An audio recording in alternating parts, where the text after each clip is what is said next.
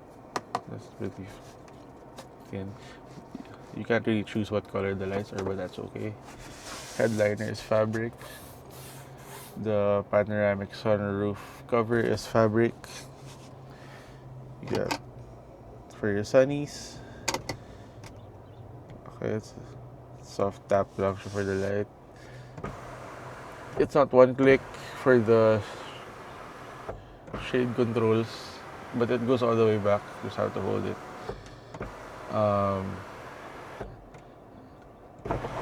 Okay, at least one tap the sunroof opening mechanism.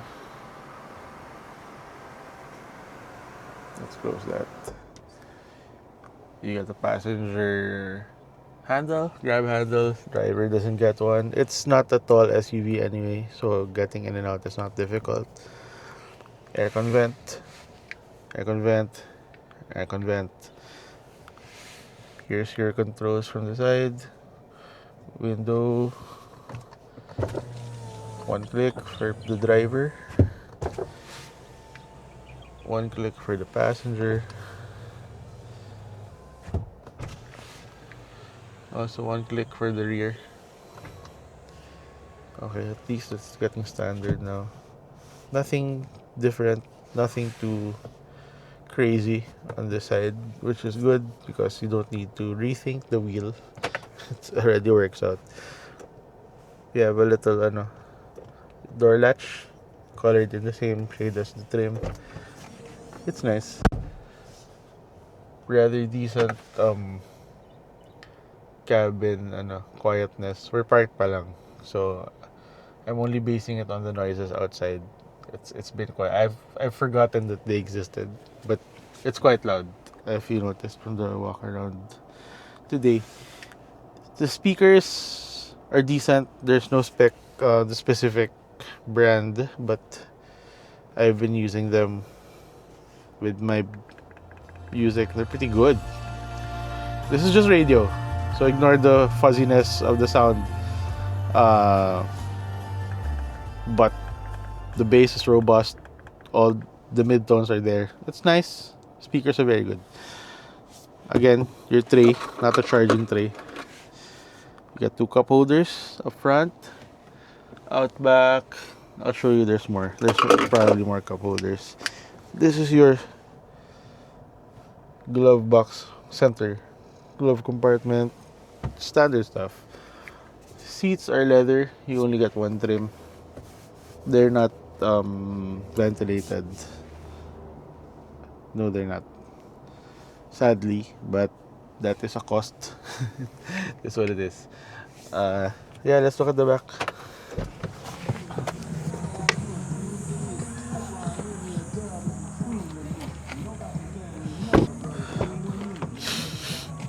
It's spacious. This is the type of leg room that I praised the Territory for. And if I'm going to be honest, it feels even bigger than the Territory, so that's great. Vents! And then you got a USB-A and a USB-C port. Down low, seat back pockets. There's a vent down there. I hope I can show that to you properly. But there's a vent down there for extra coolness because it does get hot. More of the rose gold trim. One click. You got a little here hook. There's 6 airbags. Got curtain airbags. You got the same light system and grab handles. It's all leather pa rin. This is nice. Seats are comfy. They're a little firm, but I imagine when they bed in, it's comfy naman. Cup holders. The doors have the usual bottle holders. I think you can take 4 bottles for the whole car. Nothing too crazy, nothing too worth pointing out, remarkable, but a standard as things are, I will have to give you high marks for the space. It's excellent. Space is very good. To all people, this is for you.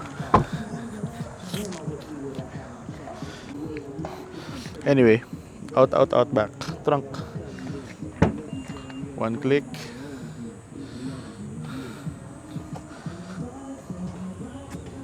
That's a huge trunk. There's a charger.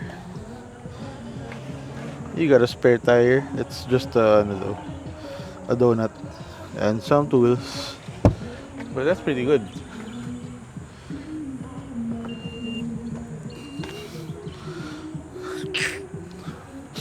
There's your Captiva EV. Okay. So, sorry. Before we proceed, just to show you again the bottom tray. One USB-C, one USB-A, multimedia USB-A. That's all. So, okay, so we'll go around, take it out for a spin, talk about how it drives, talk about ADAS, and then let's talk about how good its car is overall. Okay? Okay, tara, let's go. Put it on drive, just tap on the brake, flick the drive selector down, and that's it, you're good to go. So it's an EV, so it drives exactly like an EV. The older people who complain about EVs being so boring, and it can be, but for most people who don't really need performance driving, just need a car to go from A to B, this is perfectly capable, and it feels the same as any other car, so no need to think too hard about it, to be honest. Visibility is pretty good. I can see almost everything up front. Out rear, the rear window is decently big, so on the center mirror here I can see a lot. When I look over my shoulder, it's not the worst C-pillar ever. There's a tiny window that gives me a little bit more visibility. Side mirror visibility, it's not the best. It's not the worst. It's very mid. Let's leave it at that. But it's okay. I don't get a lot of I don't know. It's not like a concave mirror that gives you some extra angles without needing to change up the position of the mirror itself. So if you might need to tilt up or down if you need to see more things. But overall, it's okay.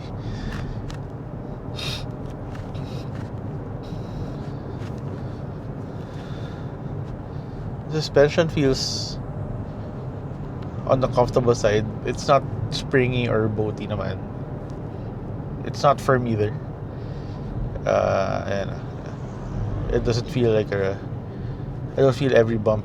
Actually, I'm running through a steel plate right now, and it's smooth. It's very forgiving. So that's nice.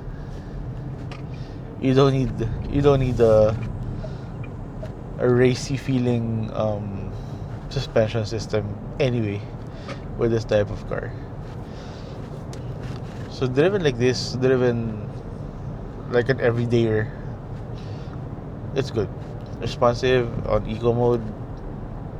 Okay, so I haven't used ADAS yet, but the lane keeping system is alive. It's already fighting me. Actually, it's easy naman to get around it. Just make a turn signal when you want to change lanes, and it's not going to push back anymore. But yeah. So we'll dive into MCX. and then demonstrate the ADAS. Oh, I changed my mind about MCX. There's too many cars right now. So I wanted to go somewhere quieter. So we're heading into Villar City.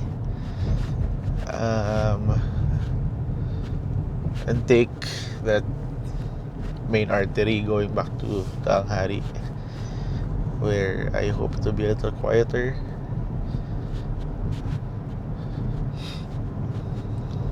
And just check out ADAS, how it behaves. I got to use it naman na, so I can just talk to you about it. Now it's closed because it's carless Sunday. But anyway,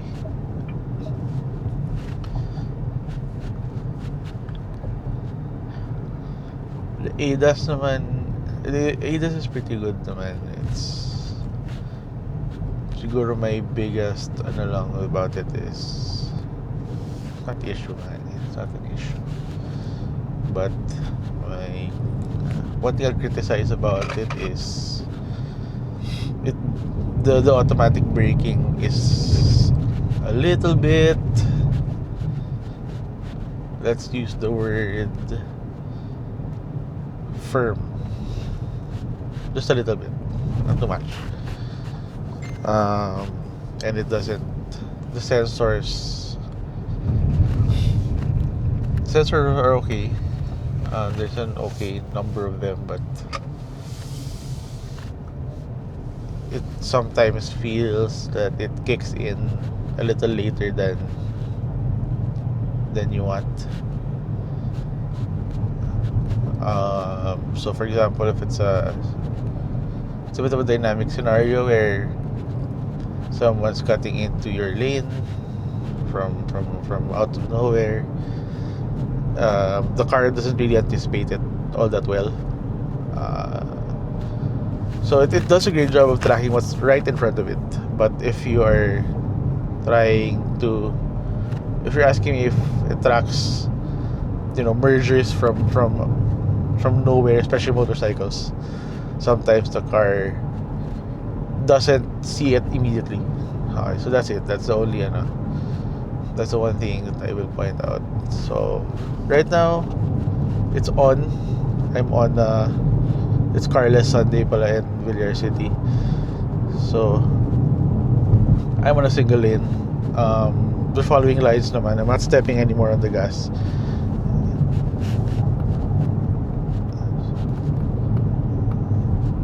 Distance is easy to adjust. Speed then easy to adjust. Just flick up this thumb control. Overall, see, it's nice. It's not as dynamic as some of the others. And what do I mean by that? There are ADAS systems out there. Lexus for one. I really love the ADAS systems of Lexus. That feel like they take into account the entire terrain. So with ADAS systems like those really sophisticated, expensive ones, if you set your max speed at, let's say, 70, it's not going to try to stay on 70 the whole time. It feels like the car is also adapting the speed to match, to make it comfortable. The ADAS of this one, the Captiva EV, is similar to the ADAS of the BYDs that just keep your maintaining speed. So if the road ahead is clear and you set your top speed at your max speed at 70, it's gonna go 70 the whole time.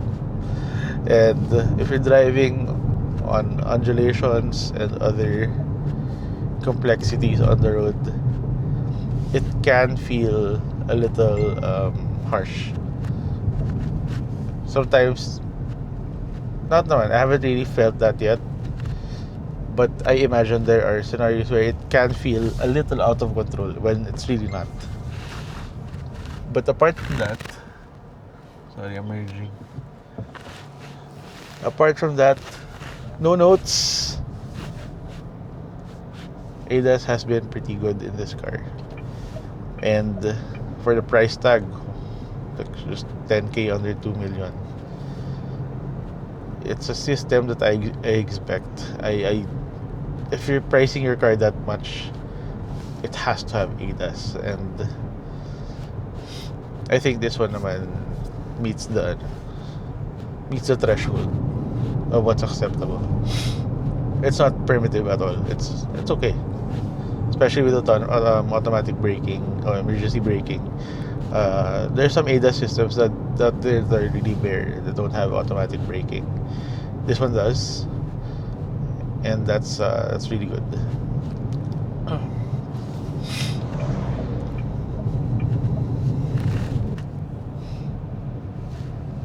This car is it's remarkably easy to place on the road. Like it's wide, territory build, a little longer than the territory actually, but it feels just as wide. And with the territory, I felt sometimes apprehensive to squeeze it into a spot because how wide the shoulders are. The Captiva EV feels slimmer, even though it's probably the same width. I don't feel as worried about squeezing it into a spot. I also think because as far as electronic steering and EV steering systems go, this one gives more feedback than those. It's not as numb as the other EV steering systems. I feel like I know where the tires are pointed every time. I don't feel like I'm guessing where the car will go. So it's quite nice actually.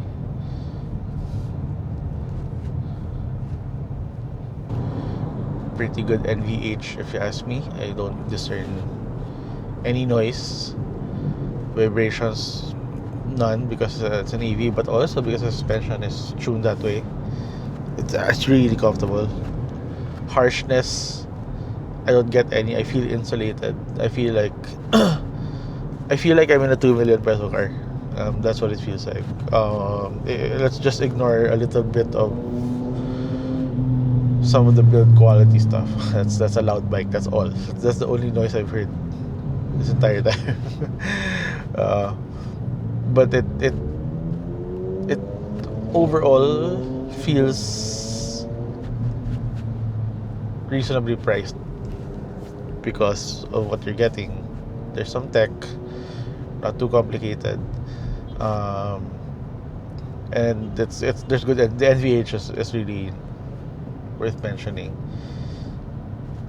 But at that price point, let's just maybe dive into it a little bit. Because at 2 million pesos, you have quite a number of more affordable options. For example, the Deepal, the SO5. Haven't driven that yet, but a lot of people are excited about it for a reason. A lot of people are looking forward to having that. The Geely EX5, cheaper by nearly 400,000 pesos. It's a lot of people are raving about it already because they bought it. I have friends who bought it na, and they're really happy about that. The Omoda also, the E5, just launched. It's one of those. It's another one of those disruptor types that really will undercut into the pricing of the legacy brands. It is what it is. Atto 3, VinFast VF7. VF7 I haven't tried yet. I haven't driven yet, so I can't comment on it too much. But size-wise, very similar.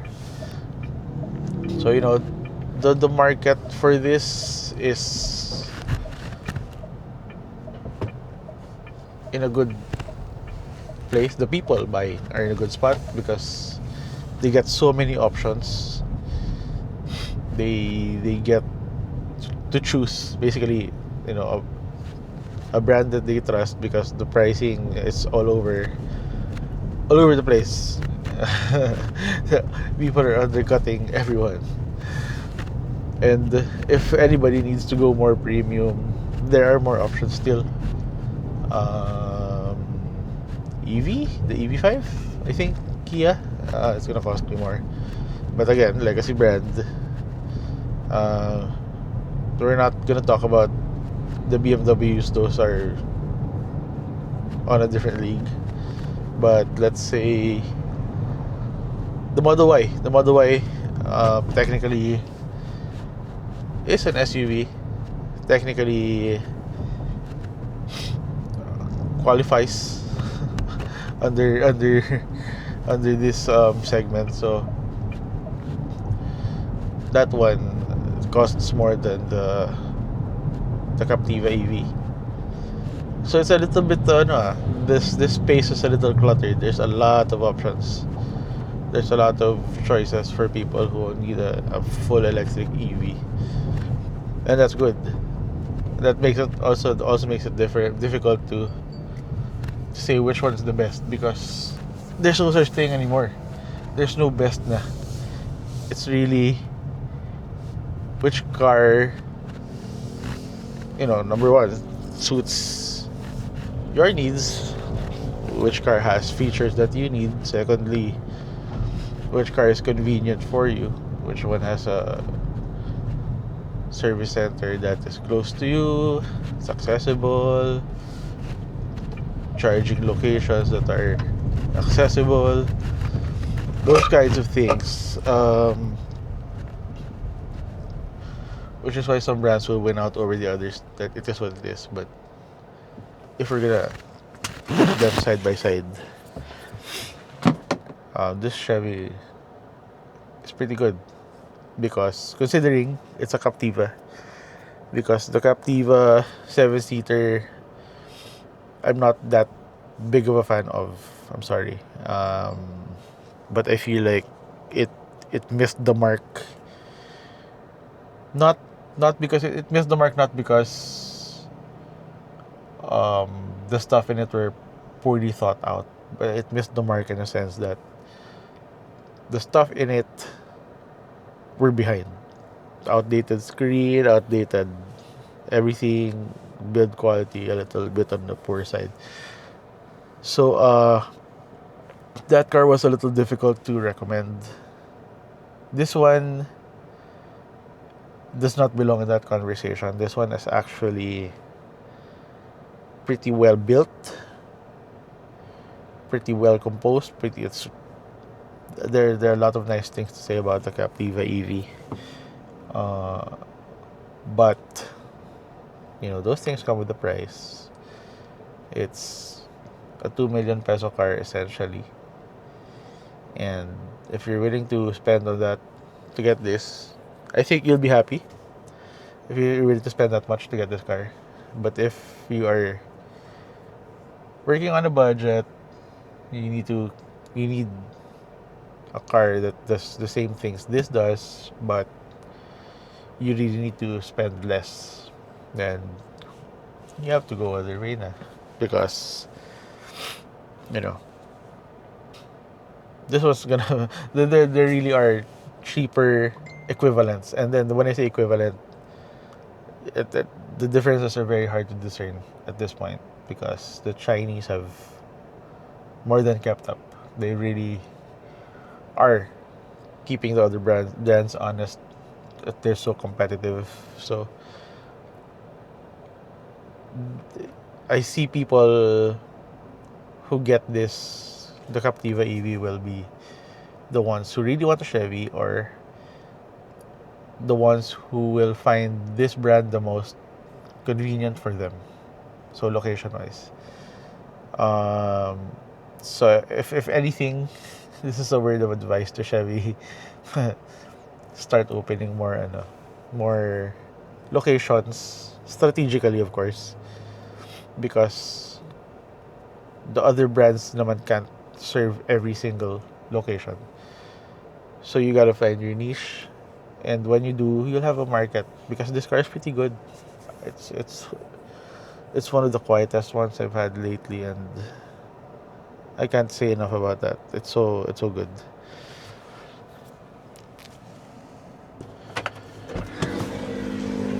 So what's the verdict about this car? Uh, Teka, let's show it off a bit. What's the verdict? Actually, pretty good. I actually have a lot of nice things to say about this car. I was a little shocked because I had expectations that weren't that high because of previous Chevrolet experiences, and not because of the people. The people are great. It's just that it felt like they were a little behind back when I had my last Chevy. This one is ready to slug it out. I feel with the other EVs, comfortable, more comfortable than some. It's quite big, great for families. 5-seater. It's a little bland styling, but aren't all EVs a little bland in terms of styling these days? Overall, not a big problem because I can see it solving some problems, some desires for people, and I also feel that this car, Chevy listened more closely to the media and to their customers about what they really need in a car. This answers those needs better than their non-EV Captiva, if you ask me. So yeah, pretty good. 2 million pesos, 1.1999000, 1,999,000. So that's your 2026 Chevrolet Captiva EV. There is a plug-in hybrid version of this. You can also check out. If I don't get to test drive that one, it's okay because I suspect it's going to be largely similar to this one. But yeah, this car is 7-seater length, but 5-seater only, so you get lots of space. That's number one. Number one, space. Number two, comfort, quiet.